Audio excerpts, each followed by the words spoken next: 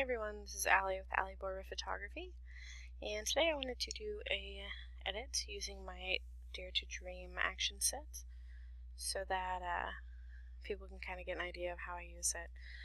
It's going to be discontinued on June 12th, and then I will start making a new one. I wanted to work on this set, or this picture first, using the set. I think that one. So don't do too much in Lightroom or ACR. I'll go with that one. So I'm going to Control E, I'm going to export into Photoshop.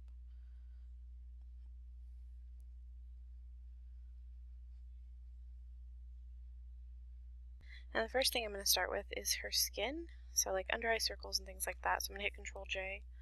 And usually I will go in with my clone stamp at like 30%. And just kind of do some of this jazz.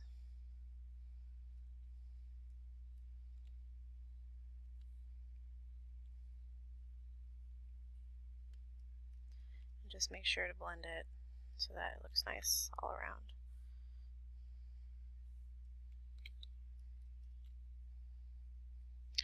And so secondly, what I will do is take my brush. I want to lower opacity and kind of blend in her skin tones with any shadows or anything that's going on like that. So as you can tell, she kind of got some shadowing right here on her nose, which I think it's just the bridge. It's kind of natural, I think, for her. But because it sticks out a little bit to me, I will probably mess with it. Same with like the tops right here of her brows.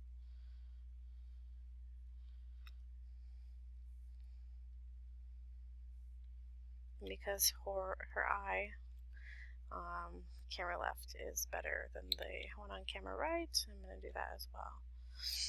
Oops. I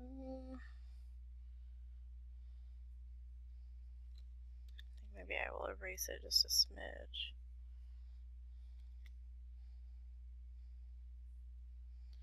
Okay. That's before and after. Now what I'm going to do is, I'm going to run probably airy color. So this is light airy color. I'll run that first. It's one of my favorite actions, but it's a little bit more on the yellowy side. So because it's on the yellowy side, I have a center spot and a yellow tone in both of those, so I'll probably take the yellow tone off completely.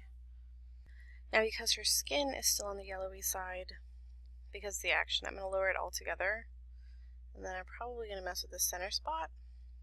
I might open it and kind of change the radial surface of it so it makes it a little bit more coverage. And then I'll probably lower that itself. Now what I don't like is how her hair is blending in with the background. That's bugging me a lot. So I think I'm going to go to my brighten layer, which is kind of like a contrasty layer adjustment, and I'm going to brush that off of her hair.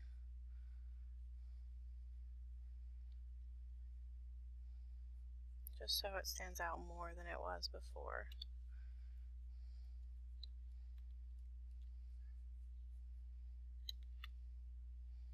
And I'll probably lower the brighten layer altogether, just so there's more, what is the word?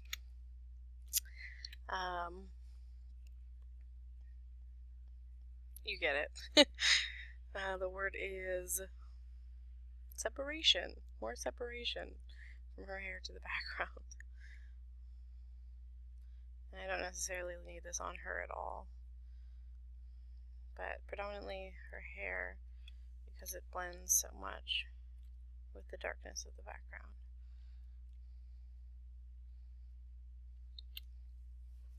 Okay. So before and after, just with an airy color, or light airy color, either or. I'll probably leave it like that so far.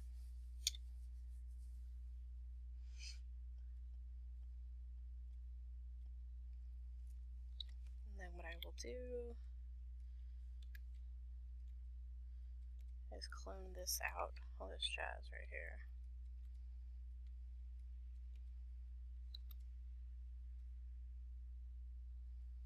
Like there's certain things that will bug me in a picture, like spots that are obviously grabbing my attention or whatever it is. Like the lines bug me, but honestly to take them out would be more of a mission than it's really worth. So there's that. Next, what I will probably use is Bright Eyes. So this is basically just an eye action.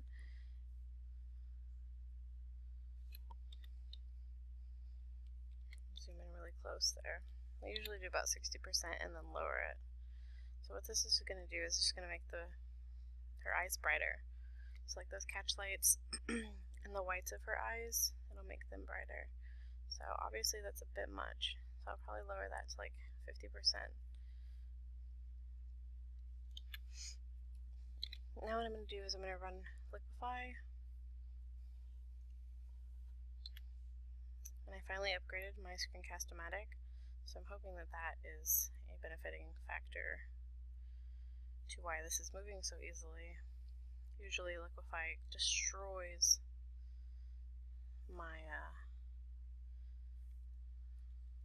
Photoshop in Liquify. Does that make sense? Okay, so what I'm going to do, because this eye is slightly smaller than her right camera left, I'm going to use the bloat tool and just make it a little bit bigger. And then I'll use the shrink tool and use it on this eye and make that one smaller. See how that kind of works. The catch light is different on this one. Bugs me a bit.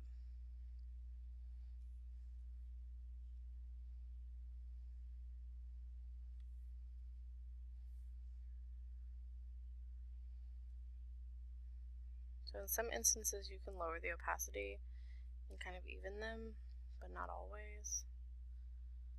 This isn't too bad. I think that's about good right there. Okay. The catch lights still bug me, but it is what it is.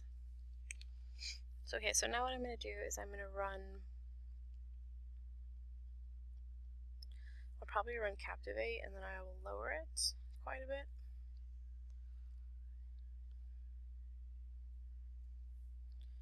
Yeah, lots of bits. So I'm going to lower that.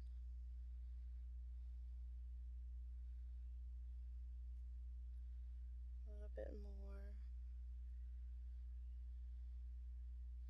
Just to give everything a little bit of color. I think there's some different color fills in there and gradients, so that helps with it.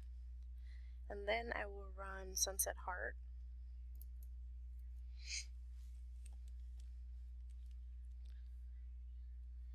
And definitely lower it all the way down. Well, until I like it the way it is. And so sometimes what I'll do is I'll create a layer mask on the main folder,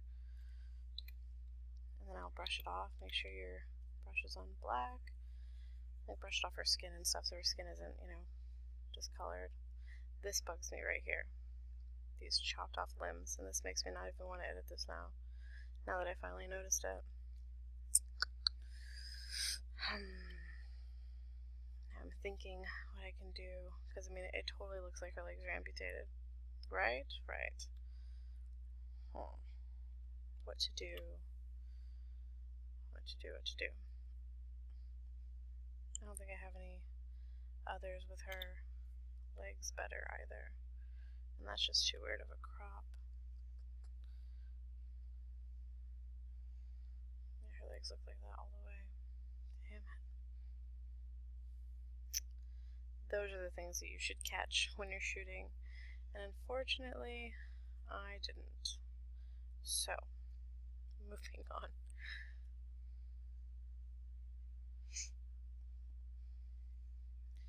Okay.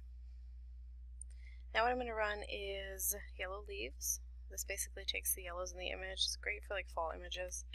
Takes the yellows in the image and it just makes them pop a little bit more.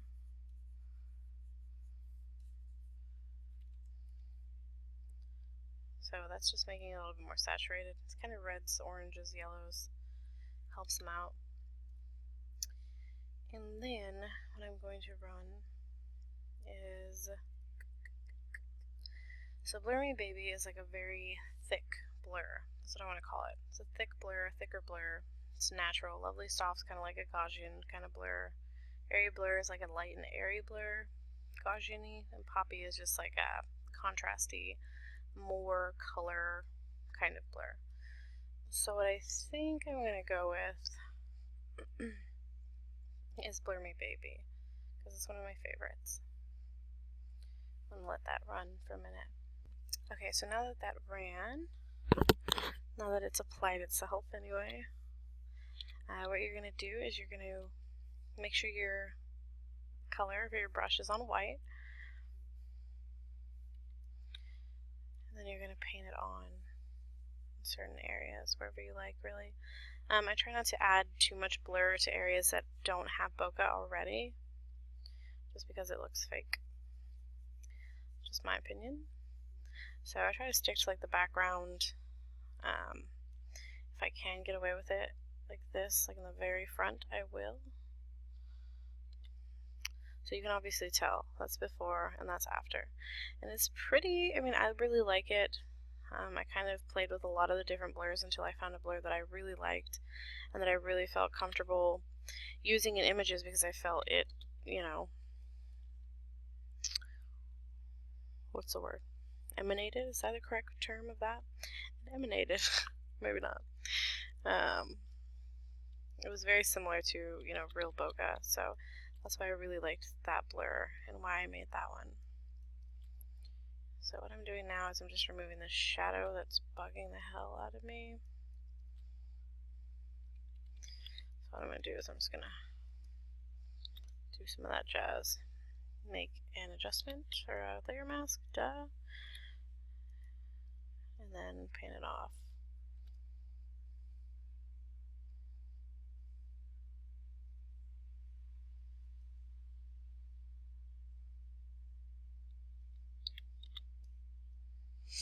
Okay, so before, after, shadowy thing's gone. And I really wish that I could take away this white border. And it might.